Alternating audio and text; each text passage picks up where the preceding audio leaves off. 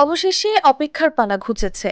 বাংলাদেশ সময় মঙ্গলবার দিবাগত রাত ৩টা ৫৭ মিনিটে যুক্তরাষ্ট্রের ফ্লোরিডা উপকূল থেকে ৫০ মাইল দূরে সমুদ্রে অবতরণ করেছে নভোচারী সুনিতা উইলিয়ামস ও বুচ উইলমোরকে বহনকারী ক্যাপসুল।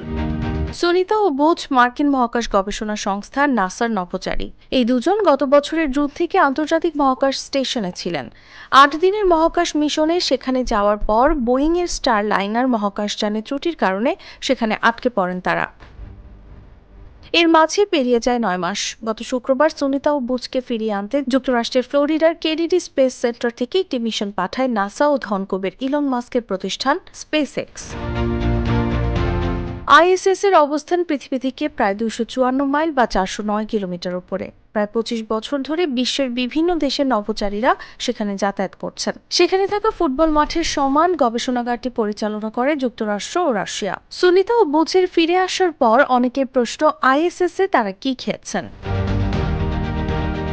গত বছরের ১৮ নভেম্বর সুনিতাদের নিয়ে একটি প্রতিবেদন প্রকাশ করে মার্কিন সংবাদ মাধ্যম নিউ ইয়র্ক পোস্ট।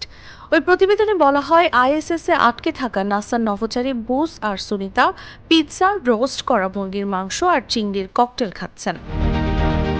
সুনিতারা যে মহাকাশযানে আইএসএস এ পাড়ি জমিয়েছিলেন সেটার সঙ্গে সংশ্লিষ্ট একজন বিশেষজ্ঞ জানান, সুনিতারা সকালের নাস্তায় সিরিয়াল, গুঁড়া দুধ, পিৎজা, রোস্ট করা মুরগির মাংস, চিংড়ির ককটেল আর টুনা মাছ খাওয়ার সুযোগ পেতেন।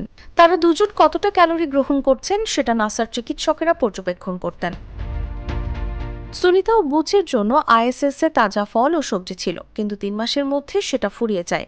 আইএসএস এ সুনিতা, বুচ ডিম আর মাংস খেতেন, তবে সেসব পৃথিবীতে রান্না করা সংরক্ষিত খাবার। স্টেশনে তারা শুধু সেগুলো গরম করে নিতেন। এছাড়া স্যুপ, স্টু আর ক্যাসেরোলের মতো খাবার শুকনো অবস্থায় নিয়ে গিয়েছিলেন। পরে সেখানে ৫৩০ গ্যালনের ট্যাঙ্কে থাকা সুপেয় পানি দিয়ে সেসব খাবার গরম করা হতো।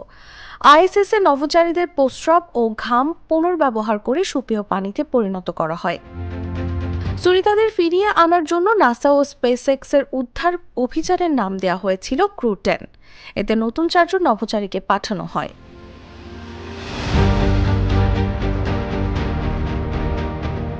তাসলিমা তিথি, জাগরিত।